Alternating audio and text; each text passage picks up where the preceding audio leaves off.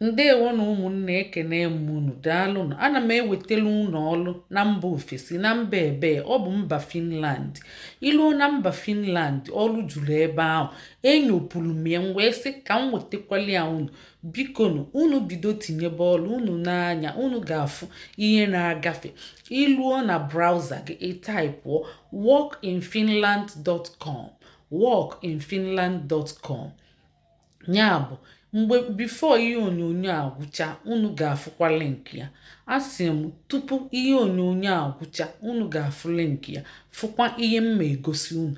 Ya bụ ịbịa taipụ ọnya workinfinland.com ọ pụtazịa ifu see open works. Ifuru ebe ede see open works i klik ya ọ sị gị acceptụọ ọ sị gị allow ime allow i searchzia narrow your search down based on ihe ị na-achọ. Ị na-achọ ya na construction, ị na-achọ ya na health, ị na-achọ ya na agriculture, ị na-achọ ya na IT. Fancha niile dị ebe ahụ. Finland bụ ezigbo obodo oyibo dị mma.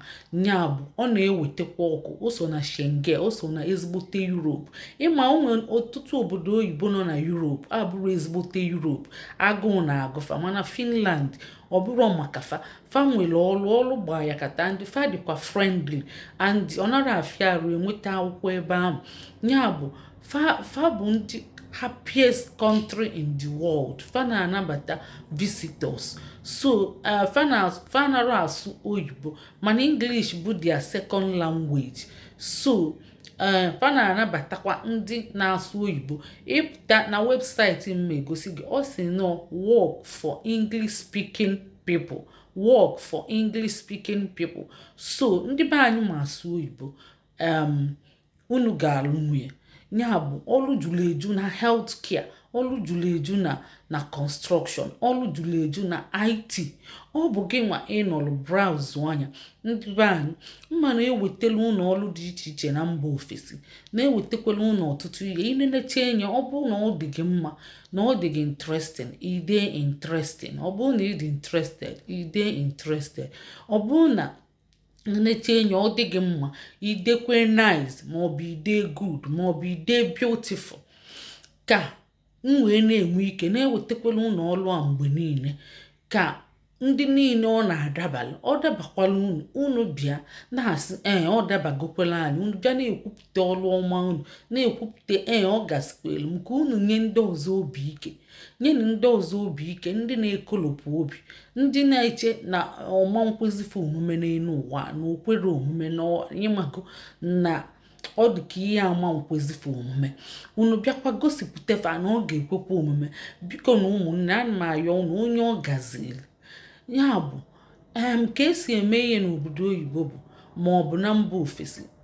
Ịbịa neneche ihe ahụ ọ na-agwacha gị requirement. Ọ bụrụ na ị nwere ya ibido tinyebe. Ọ bụrụ na ị nwere ya ihe ị ga-eme bụ ị ga-azụ ije chịta akwụkwọ ahụ. Ị ga-achịta nwunye ọ bụ mmadụ na-achịta ya. Ọtụtụ enidiri oke akwụkwọ, ọtụtụ n'idi sọsọ training, ọtụtụ n'idi sọsọ training na application afịara alụ online. Ịma na mekaniki ekwere mmadụ ka amalụ ndị bụ ndị ala. Ya bụ ọ bụ ya ka m ji ewetele unu na-egosie unu n'anya unu ga-afịa. Ịma na Facebook na-enyezi nsogbu. Ụfọdụ ewetele nke direct ọ na-enye nsogbu. So ihe m na-emezi bụ ngwa unu afọ ihe a unu taipụ ọnya na Google na unu ga-afịa. Unu taipụ ọnya unu ga-afịa. Ngosikwa unu logo, gosi unu homepage. O nwekwa ike nweta link ya tinye ọ dị na screen unu n'anya unu ga-afụ link ya ka ọ dị na screen. Ihe unu ga-emezi bụ unu taipụ nya exactly na browser unu kụọ enter obulu unu baa ebe ahụ maọbụ sọsọ afa akpọrọ si na workinfinland.com ozugolu gị iwezielie wee browse ba workinfinland.com. nye na anyị akala ịfụnanya ma kesakwa anyị. Ndeewonu daalụ ka emesịa.